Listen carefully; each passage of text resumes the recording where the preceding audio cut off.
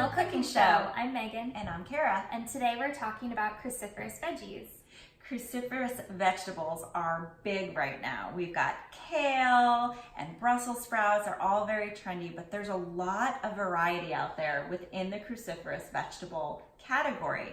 There's broccoli, cauliflower, cabbage, and even rutabagas, turnips, and radishes are part of the cruciferous vegetable family. Yeah, and because there's so many varieties that nature gives us, it's obviously an indicator that they're so important for our health.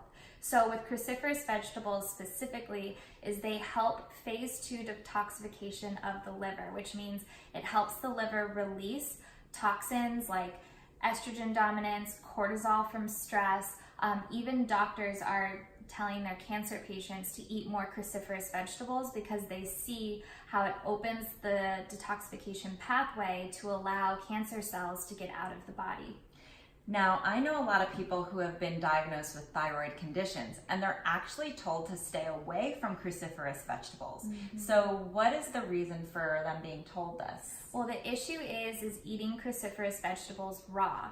Having them in a raw form inhibits iodine uptake in the thyroid. So when we cook the cruciferous vegetables, it breaks down the cell wall. It doesn't allow that to happen, and so then the body can eat it so much easier. Okay, so we can cook the vegetables very easily just by adding them into our roasted root veggie sheet pans, which we love. I mean, Brussels sprouts, rutabagas, turnips, that feels so good, goes very well with our root veggies. But not only can we cook them with heat, we can also cook them by using salt and massage, right? So what? So when we salt it, so for instance, when I make my sauerkraut and my kimchi, I'm salting the cabbage and I'm actually massaging it and opening up the cellular structure of the cabbage, and that in a way is cooking it because it's changing that chemistry. And another way is even doing a massaged kale salad. So if you are going to do a raw kale salad and you have a thyroid condition, and even if you don't have a thyroid condition, a nice thing to do is massage your kale, and it will make it a little bit more tender and easier to eat. Yeah, and getting them in all of these different ways is so important because especially when we're talking about a thyroid condition, usually one of the issues is that the T4 is not converting to T3, the hormone, the thyroid hormone, and that happens in the liver. So it's showing the liver is congested and it needs to be able to clear in order to make that conversion happen. So this is why it's so important for that. And then also, with the producing the thyroid hormone, iodine is needed in the thyroid. So we refer a lot to cooking with seaweed in a lot of our episodes, like our bean episode, our grain episode. We cook with it all the time because that's a natural form of iodine that will nourish the thyroid so that it can help produce the proper amount of hormones.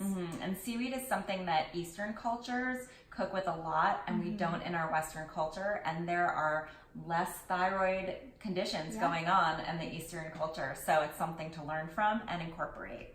And so you can take these cabbages and kales, and they're great to incorporate in your stir fries and soups to bulk them up. They're going to give us more fiber and make us feel more full. And another thing we love to do is to make cauliflower rice.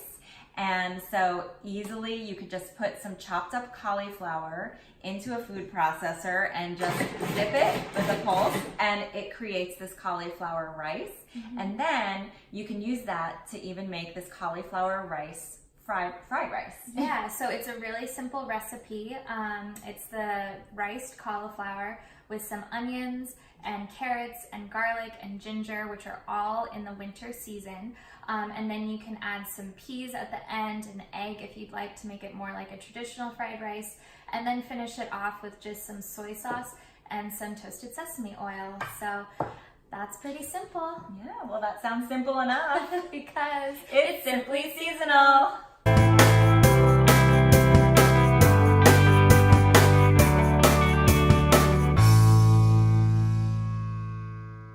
Welcome to the Simply Seasonal Cooking Show.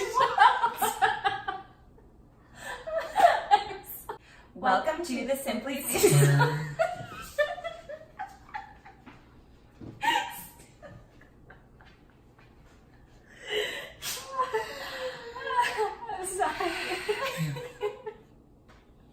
There is a variety of, oh, let's start over. I was excited to use the word variety. The winter brings us a variety of cruciferous vegetables.